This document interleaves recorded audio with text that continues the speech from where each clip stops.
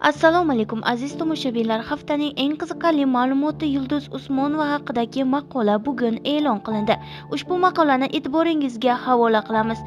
Ushbu maqola boshqalardan tubdan farq qiladi va videoni oxirigacha tomosha qiling.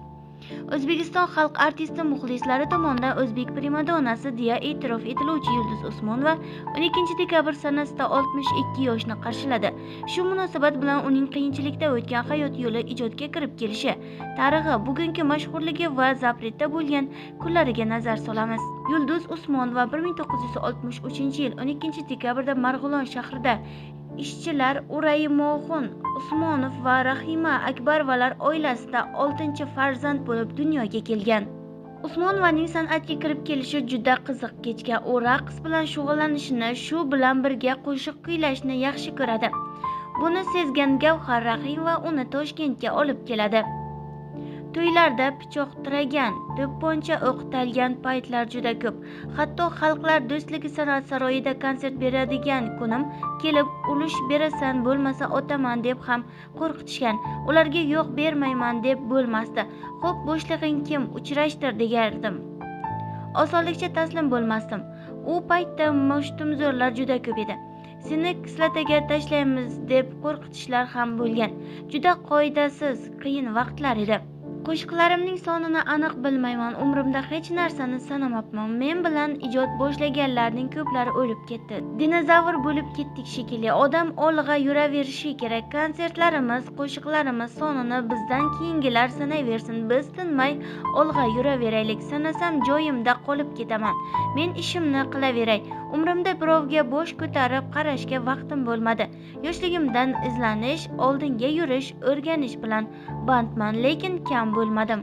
Hozir ham uyda yirtiq maykalarimni rohatlanib kiyaman. Ko'pchilik Yulduz Usmonova uyida paxmoq shipakda po'rim bo'lib yuradi deb o'ylaydi. Unday emas. Unday yurishni o'ziga xiyonat qilganlar qilsa kerak. Chunki men viloyatning, qishloqning va namoz o'qiganlarning bolasiman. Mehnatkashlarning bolasiman. Men ham ulardek yashayman, deydi Usmonova.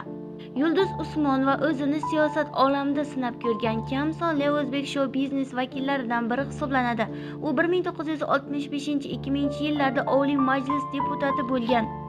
Men deputatligimda Oliy Majlisga yangi yo'q ko'ylak kiyib borganman. Boring, yangi kiyim kiyib keling deb zo'rg'a chiqarishgan. Men yangi kiyim kiymayman deganman. Tez yangi kiyim kiyib kel deyishgan. Men san'atkorman, deputat qilib qo'ysangiz ham san'atkorman. Mening o'z qarorlarim bor. Siz oq va qora deb turgan joyingizda men sariqni ko'rib qolishim mumkin. Bizga erkinlik kerak. Shundagina go'zal ijod qila olamiz, deydi Yulduz Usmonova. Yulduz Usmonova bir necha tillarni bilishi va xorijda o'z huquqini talab qilolmagani uchun xorij tillarini o'rgangani haqida gapiradi. Tilni yaxshi bilmaganim uchun o'zimning zararimga ishlaydigan hujjat imzolab qo'yganman. O'zbekistonda o'zbek tilida gaplashishimiz kerak, lekin bu biz boshqa tillarni o'rganmasligimiz kerak degani emas. Men o'shanda Gollandiyada ozgina yashab O'zbekistonga kelganimdan keyin menga davlat tomonidan yashashga ruxsatnoma berishgan. Menejerim u hujjatni menga keyin ko'rsatgan. Keyin men shuncha konsertlarni tashlab kelganim uchun 100 ming yevrodan ko'proq jarima to'laganman, deydi xonanda. O'zbekiston xalq artisti Yulduz Usmonova kasb mas'uliyati sabab katta akasi vafot etganda to'ylar sabab janozaga kechikib borgani haqida so'zlab bergan. Yulduz Usmonova 2022-yilning 12-mart kuni o'tkazilgan Yakkaxon konsertida texnik nosozlik sabab pardaning ko'tarilmay qolgani va ayrim muxlislar bunga e'tiroz bildirgach, xonanda ularga qo'pol gapirib yuborgani haqida video ko'plab muhokamalarga sabab bo'lgan edi. Voqeani bilmay turib baho berish oson. San'atkorni madaniyatsizlikda ayblashdan avval voqea nega bunday tus olgandi, nega xonanda qattiq asabiylashdi deb o'ylab ko'rish kerak. Jonli ijroda kuylayotgan xonandaga zaldagi notinchlik xalal beradi. Chunki butun konsert repertuari eslab qolish oson emas. Parda ko'tarilayotganda unga kaftdek taxta tiqilib qolgan. Sahna ishchilaridan biri yugurib saroyning eng yuqori qavatiga chiqqan, hatto shoshilib pardani ko'taraman deb oyog'ini tutqich kesib yuborgan. Ammo bu holatni tomoshabinlar bilmay bizdan ranjishdi.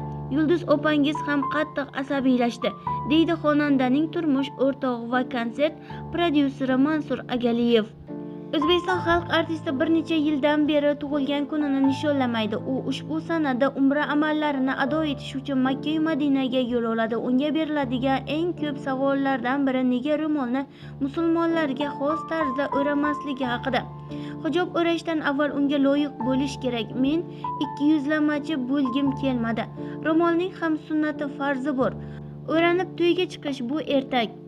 62 yoshni qarshilagan xonanda uzoq yillardan beri sport bilan muntazam shug'ullanadi, deyiladi xabarda. Biz bilan qoling va kanalimizni kuzatib boring.